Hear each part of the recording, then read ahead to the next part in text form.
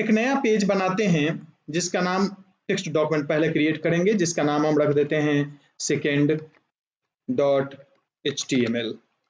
Rename कर दिए, right click करना है, ओपन विथ नोटपैड कर लेना है। ये नोटपैड में खुल गया और यहाँ पे इसको डबल क्लिक करके खोल देना है ब्राउजर के अंदर। ये ब्राउजर के अंदर खुल गया। अभी पेज ब्लैंक है, कुछ नहीं है, इसमें कुछ नहीं लिखा हुआ है। तो ऐसा करते हैं कि इसमें जो पिछले पेज पे लिखे थे उसको कॉपी करके ले आते हैं ताकि फिर हमको उतना न लिखना पड़े, क्योंकि स्ट्रक्चर तो सेम है। Open with notepad, control A control C copy कर लिए, कंट्रोल डब्ल्यू दबा दिए, बंद हो गया। कंट्रोल डब्ल्यू विंडोज में डिफॉल्ट होता है बंद करने के लिए भी। यहाँ पर कंट्रोल भी से पेस्ट किए, कंट्रोल एस से सेव कर दिए और बीच में जो भी हमने लिखा था, जो टैग अब तक बताए थे, वो सारा हम खाली कर देते हैं। एक एक टैग करके बताते हैं, बहुत तेजी से खत्म हो जाएगा। जैसे H1 एक टैग होता है, यह हमेशा पूरा लाइन लेता है, इस बात को ध्यान रखना है। ये है हमारा हेडिंग 1 स्टाइल, हेडिंग 1। जैसे H1 को स्टार्ट किए, H1 को बंद भी करना होता है और ये H1 जो है वो H1 से शुरू होता है और H6 तक होता है, ध्यान रखना है। यानी H2 होता है, H3 होता है, H4 होता है, जो स्टार्ट होगा वही बंद करना है, H2, और अंत में H6 तक ये जाता है और ये सिंपली हेडिंग स्टाइल है। इसका इफेक्ट देखते हैं पेज पे आके और इसको रिफ्रेश करते हैं। ये हेडिंग 1 था जबकि ये हेडिंग 2 था, H2 में लिखे थे, और हेडिंग 6 जो है बहुत छोटा हो गया है। अब ये हेडिंग स्टाइल का यूज हम कहाँ करेंगे, ये एक चीज और ध्यान रखना है। जब भी कोई हम पेज बनाते हैं तो ये डेवलपमेंट पॉइंट ऑफ व्यू से तो यूजफुल है कि जहां भी हमें हेडिंग लिखना होगा H1 का यूज करेंगे, लेकिन इसका फॉन्ट साइज, फॉन्ट का स्टाइल, कलर, हाइट, या जो भी चीज हम देख रहे हैं H1 में हमें दे रहा है या H2 में दे रहा है, ये सब चेंजेबल है। हम हर चीज को बदल सकते हैं। तो फिर H1 का इंपॉर्टेंस क्या रहा अगर उसको बदल के हम नॉर्मल टेक्स्ट के रूप में ले ही आते हैं तो? इसका importance search engine optimisation point of view से काफी है।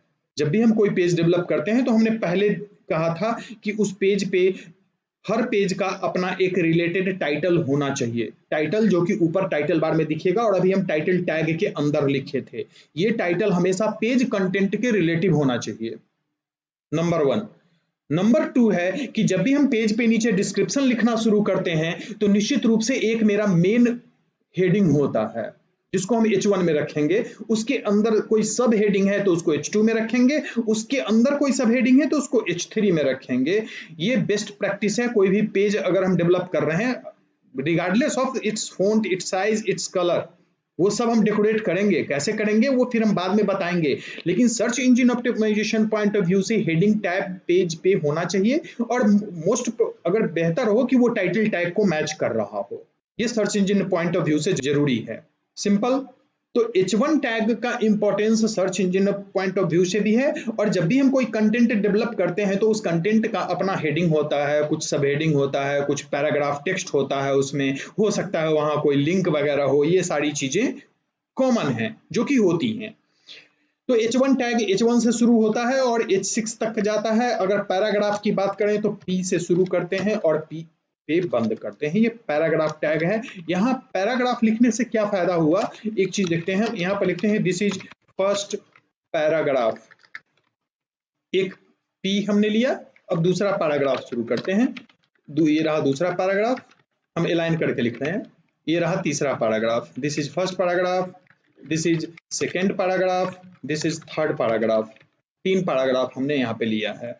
अगर पेज को हम रिफ्रेश करते हैं तो देखिए कि यहाँ लाइन ब्रेक ऑटोमेटिक ये देता है। पैराग्राफ में लाइन ब्रेक ऑटोमेटिक लेता है, एक पैराग्राफ को एक जगह अरेंज करके रखता है। अब अगर बड़े पैराग्राफ की बात करें तो हम कुछ टेक्सचुअल मैटर ले लेते हैं। सपोज इंडिया के बारे में कोई इंफॉर्मेशन चाहिए। ये विकिपीडिया अच्छा सोर्स ऑफ इंफॉर्मेशन वेबसाइट है, विकिपीडिया पे ही हम चले जाते हैं। विकिपीडिया ये रहा। विकिपीडिया पे आने का यहाँ मेरा मेन पर्पस था, सिंपली हम लंबा टेक्स्ट लें ताकि हमें लिखने की जरूरत ना पड़े। जैसे ये इतना बड़ा हम टेक्स्ट ले लेते हैं और यहाँ से लेके और यहाँ तक का टेक्स्ट ले लेते हैं। इसको कंट्रोल C से हम कॉपी कर लिए हाईलाइट करके, और इस चीज को हम अपने पेज पे ले आने के लिए पैराग्राफ के अंदर यहाँ पे पेस्ट कर लेते हैं। एक पैराग्राफ हमने पेस्ट किया फर्स्ट P के अंदर। अब दूसरे पैराग्राफ में भी कुछ पेस्ट कर लेते हैं। 3 पैराग्राफ मेरे पास हो जाएगा। और अब आते हैं थर्ड पैराग्राफ में। एक और पैराग्राफ हम कॉपी कर लेते हैं, वहीं से हमें लिखने की जरूरत नहीं पड़े, सिर्फ इसलिए हम ऐसा कर रहे हैं।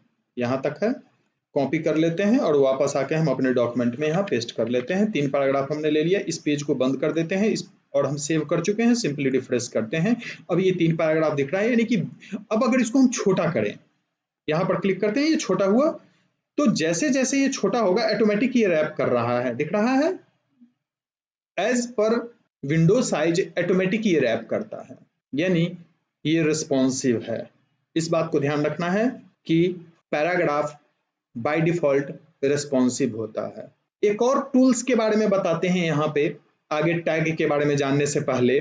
कीबोर्ड में एक की होता है F12।